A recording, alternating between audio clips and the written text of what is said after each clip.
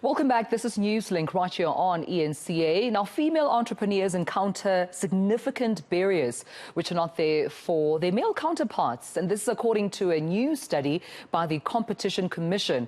It highlights thematic areas in which women entrepreneurs face key barriers. So let's find out what some of those are from Commission's Betty Mkhatshwa, who, of course, joins me at this time. And Betty, thank you so much for your time. A very warm good morning to you. Now, this new study is revealing actually, women, how they actually fare to their male counterparts. But what have you found in your data?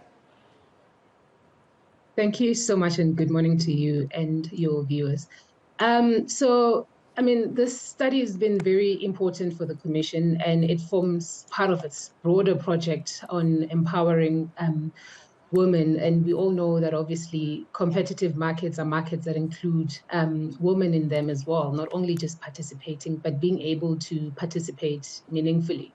So in terms of the insights that have come out of this study, what we really have identified are 5 concerning barriers, but I'll touch on the 2 key ones. So the first one is that women are unable to, in fact, access finance to be able to start up their businesses and expand them. In fact, the data that we collated from our survey indicates that a lot of women rely on family members and on informal loans in order to be able to access finance.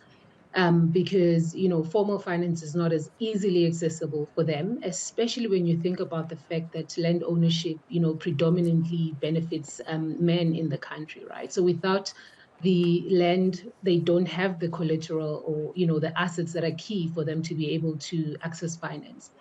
And another concerning theme that we identified relates to women not being able to access the most profitable markets. And what we are seeing from the study is that women are there. In fact, women are starting businesses at the faster rate than men, but they're not growing, at the same level. And this is also really reflected by the fact that a lot of the women who participated in our survey indicate that they mainly focus on personal care services, catering services. Very few women are in sectors such as mining, engineering, and construction. Right. But also what's concerning is that even when women are in those industries where they, predominantly focus on, they tend to operate businesses that are smaller. In fact, most of the participants indicated that they have a revenue of less than 100,000. Well, only 4%, generate a revenue of 10 million and above through the business operations. So those are really some of the concerning things that we have identified from our study.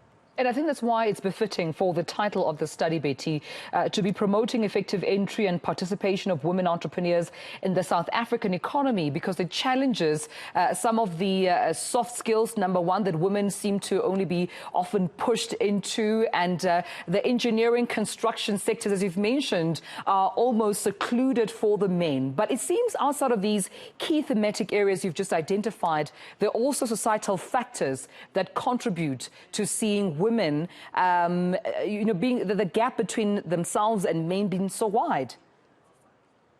Yeah, that's very true. In fact, in some of the barriers that we've identified, relating to women being able to access some of the network structures and support structures that are there, and being able to access business knowledge, and being able to even comply with some of the requirements that they need to comply with in order to be able to operate their businesses. Women, mostly in rural areas and semi-urban areas, indicated that, look, they have a lot of social responsibilities as well, and domestic responsibilities that they have, but also there are concerns around safety and not being able to have money to attend some of the programs that are available to them, and the fact that they're in fact time consuming and their time is split amongst a whole range of things. So the social factors also really do play a role in exacerbating the barriers that women face. Well, I would encourage everyone to get a hold of this report and read it, because there's some insights there from women entrepreneurs, stakeholders such as the Business Women Organization, Johannesburg Chamber of Commerce and Industry, just amongst others, adding their voices into this report as we close off Women's Month and still have the rest, of course, of the year and much more time to ensure that there is gender equality. I think this report will be quite insightful. And thank you so much, Betty Mkhatshwa from the Competition Commission, for joining me this morning right here on Newslink.